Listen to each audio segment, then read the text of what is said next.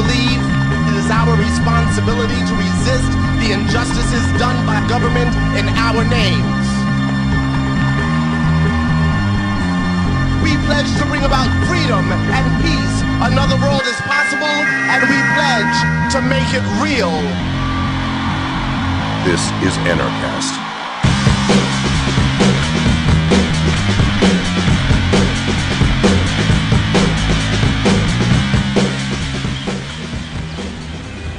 Hey everybody, welcome to the first completely sober edition of Anarchast. I'm Jeff Berwick. We're here in Cabo San Lucas. We're here at the TDD Wealth Management Crisis Conference. I'm here with Rafael.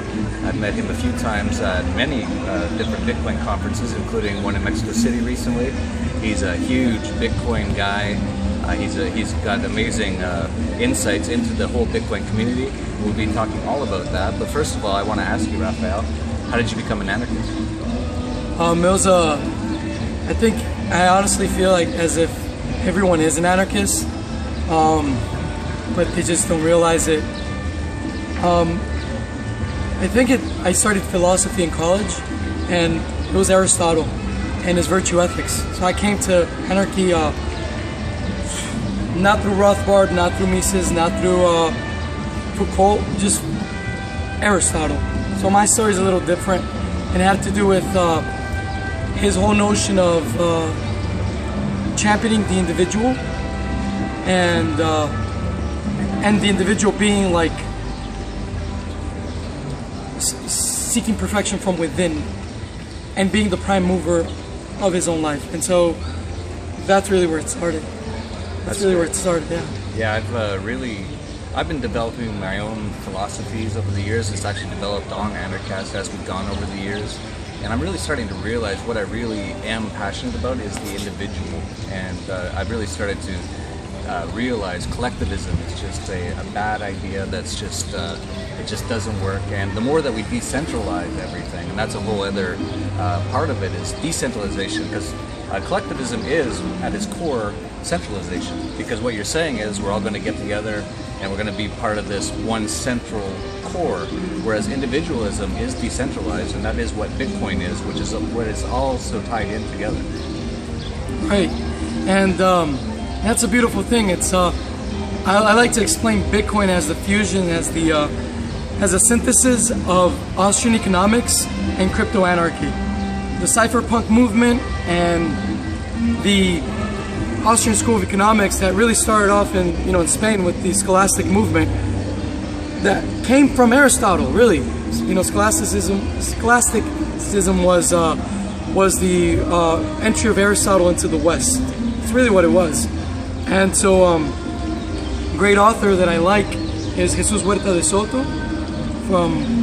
He's an ANCAP libertarian. He lives in Guatemala, is that correct? He teaches at San Fermin at the university there. He also teaches at Universidad Rey Juan Carlos in Spain. San Fermin is the only economic faculty in the world that is an Austrian economics faculty. You believe it? Every other faculty, for the most part, Georgetown has good Austrians there.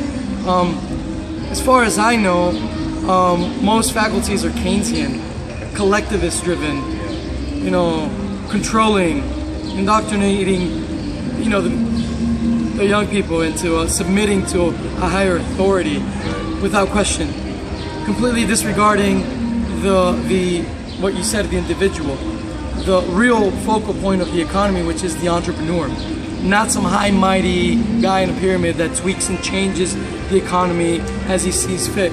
That's bullshit. That's not how human beings are. We're not machines, we're organic beings, right? Ergo, by default, the economy is organic, right? Like Hayek would say. Yeah, it's fascinating. There's so many things to talk about, but let's talk about Bitcoin more because you're so involved in it. Most of the key players in it. We were just talking about you friends with Cody Wilson, a past Anarchast guest, who's doing great things. Really liking his dark wallet, and we've been talking about that.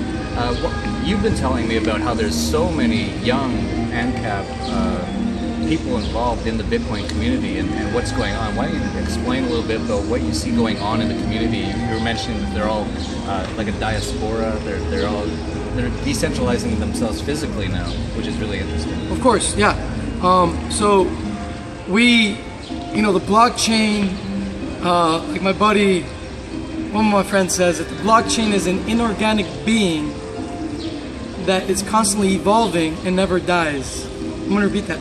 The blockchain is an inorganic being that is constantly evolving and will never die, and is replicating like crazy. On top of that, so we have baby blockchains everywhere. So we've taken this philosophy and applied it to even our minds, that every memory is a confirmation on the blockchain of your mind, right?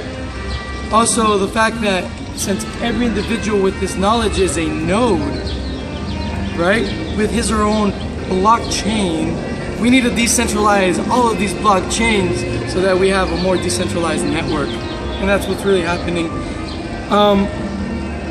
So if you look at the early demographics of early Bitcoin adopters, they were all young men between 20 to early 30s and cap libertarians throughout the world, right? Guys that were pretty pissed off with the fact that they got screwed over in politics. Yeah, you were mentioning... In the time of their grandpas, so... Yeah, you were just speaking at our conference here, and you're mentioning that a few years ago, before Bitcoin, you were just...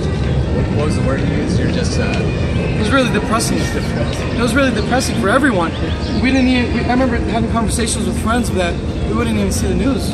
And we were involved in politics. I forgot where I heard this, but it is as if Prometheus gave man fire, right? And that's what Bitcoin is, it's fire. And Prometheus gave us fire and we're running with it in the open market. Yeah, and just so you guys know, he's been telling me about so many of these young guys, like geniuses around the world that are just kicking ass, total anarchists and ANCAP kids and young guys and girls as well, not too many unfortunately, but I'm sure that'll pick up a little bit. But it's just really exciting to see. All this is all new because before Bitcoin, there wasn't much for these guys to be doing, and they were all searching for how do we get ourselves out from under this contraption of the state and collectivism. And in 2009, we got a gift from Satoshi Nakamoto, who doesn't live in California, I don't believe. Right. That whole Newspeak thing, that was ridiculous. But no one pays attention to mainstream media anymore anyway, so that's another cool thing. Yeah, and I highly recommend for everyone to go on YouTube and listen to Michael Goldstein's speech at the Texas Bitcoin conference. And he breaks down in detail what we're talking about here. If you're in Bitcoin, you're participating in anarchy, in peaceful anarchy. Literally, that's what it boils down.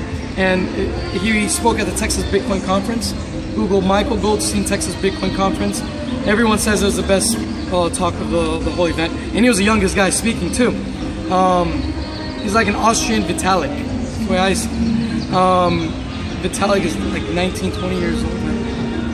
He's young. Yeah. He's just out of high school. Yeah. And so, we have all this young generation that grew up with the internet, and they're discovering Bitcoin, and we don't know what we have in front of us. We are going to be so surprised by the things to come, because for the first time we're living in a decentralized free market. For the first time, yes, the price of Bitcoin is volatile, but the way I see it is that for the first time, we, as Austrians, we're really experiencing what price discovery is. We've never experienced price discovery in our lives. This is for the first time this is price discovery on a universal level. It's the biggest worldwide experiment that anyone has ever witnessed, really. Yeah, and you've been talking a lot about how it's just changing by the hour because it's a free market. There's no regulation. They can't regulate it. They're trying to regulate it, but they can't. And so we're just seeing developments and things like MaidSafe that you just brought up. And for people who don't know what MaidSafe is, maybe you can tell them a little about that. It's decentralized storage on the internet. It's a project that has been in the works longer than Bitcoin in existence, over 7 years. So when the internet first started, there was there was a divide, right, in whether they were going to go with a centralized ISP or decentralized like mesh network. I think based out of the zeitgeist of the moment, indoctrination of having everything centralized, people chose the ISP route, and that's what we were living in right now. And for that reason, high traffic websites are frozen or slow down. MaidSafe, what it will do is it will speed up the internet, give you secure access to the internet, and it's decentralized storage. So instead of uploading one picture to one server, you are uploading a picture to the safe system. Safe meaning secure access for everyone. And as you're doing that, every computer in the network is receiving a small portion of that picture. It's decentralized storage. Now we've had many amazing programming initiatives to free the world with mesh networks like Project Byzantium, JCDNS, the Tor network. The thing is that you have to have proper understanding of economics along with programming to actually make something happen. Otherwise, you're programming for a virtual world, really, a world that does not fit, praxeology, human action, real human action, right? And what's happening is that, like Bitcoin, following the Bitcoin model of having voluntary exchange, person-to-person technology, decentralized, open source technology, that is the Bitcoin model. And when you have technologies like Bitcoin sprouting about, like MaidSafe or the Safe network, you really are fortifying even further this new renaissance. So with MaidSafe, this has happened as well. You have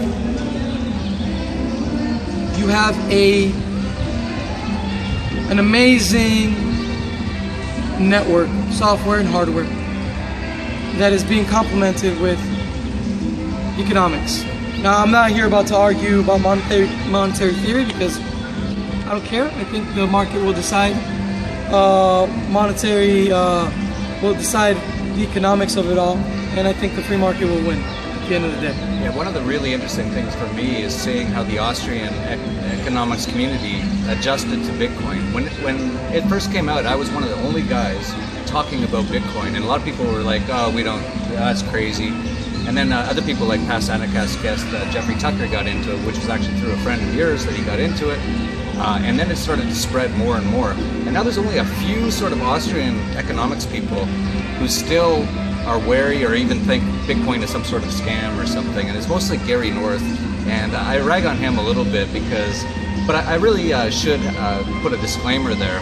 He's quite old and he doesn't even own a cell phone, I don't think. So all I would say to Gary North is, if you don't understand Bitcoin, just don't talk about it because you look silly.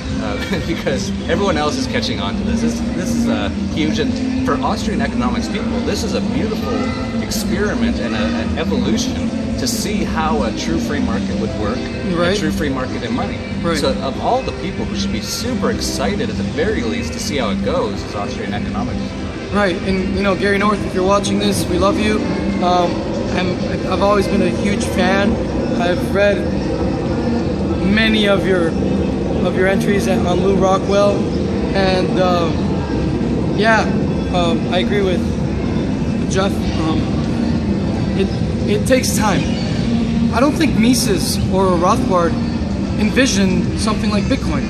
I didn't envision it, and I'm of this generation. 10 years ago, you would have told me that this was going to exist. Now, you're like, man, you're bogus. It's wild. Yeah, it's wild. And so we came into Bitcoin, me and my friends, in the Mises Circle. We called it, actually, what we had, the Mises Circle. And we came to Bitcoin by I still remember we're studying monetary theory from an Austrian perspective. And this thing named Bitcoin came by and we studied it. And then we realized that it is the perfect Platonic form of money. Because it has all the aspects of gold, and on top of that it provides access to cash. It is cash as well for spontaneous purchases, right? So there you go. Yeah. Ease of transfer, whereas gold is getting so hard to transfer with all the governments today. So it's just moved into evolution in money and banking. We have to go fairly soon, but why don't you tell us a little bit about the organization you work with, BitAngels? Right. So I work with BitAngels, the BitAngels network, and yes. What does BitAngels do? If you want to get involved as an investor and want to be first to market in knowing what the Bitcoin opportunities are, become a member. If you want to actually help out, mentor, give intellectual and social advice to these entrepreneurs, join the network. Yeah, we also have one of the things that you brought up. BitAngels isn't just looking for money. That actually, what you brought up was a lot of these guys are in their teens or 20s. They've never done a business before.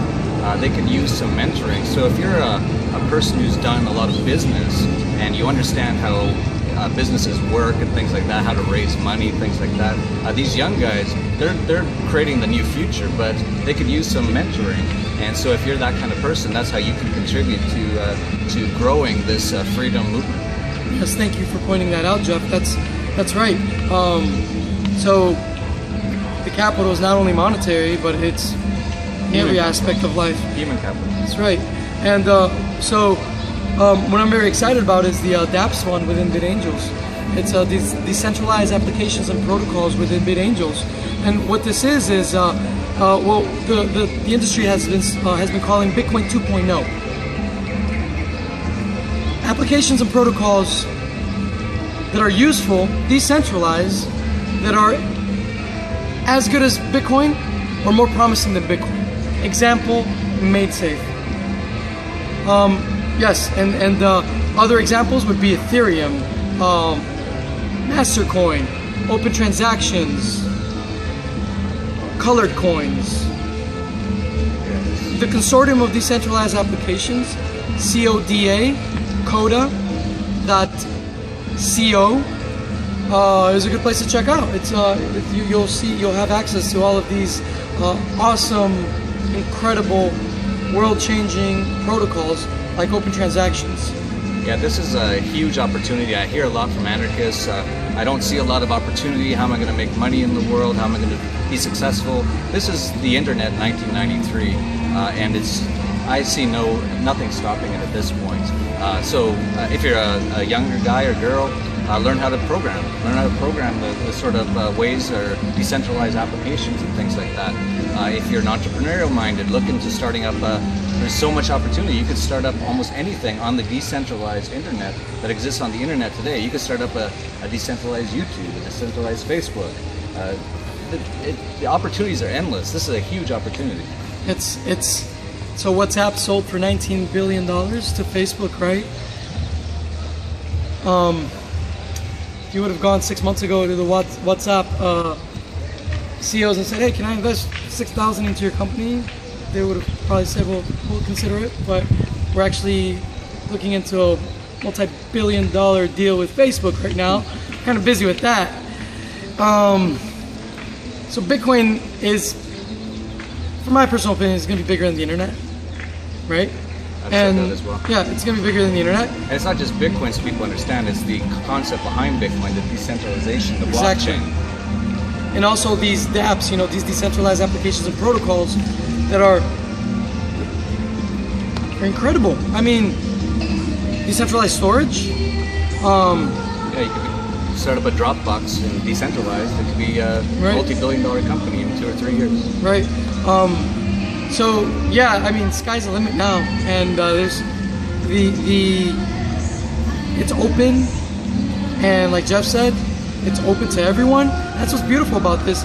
It enforces transparency, honesty for all the big entities, and makes it pseudonymously accessible for the private individual. So it flips everything, the pyramid on its head, really, and it's incredible. Yeah, so just to finish off, if you haven't gone to a Bitcoin conference, there's conferences all over. I'll be at one in Washington next month, Carolina the month after that, I think Chicago possibly, one in Shanghai, I believe, in September. Being around these people and people like Rafael, and there's hundreds or thousands more like him, it blows your mind. This is the future. Get into this stuff any way you can. This is going to be how anarchy really comes into the world. Also, Bitcoin conference in Mexico City, second weekend of October. Just go to Google Bitcoin World Events, and it will take you to the wiki page, and everything's there. That's great. So that's it for Anarchast from Cabo San Lucas. This has been Anarchast, your home for anarchy on the internet. Peace.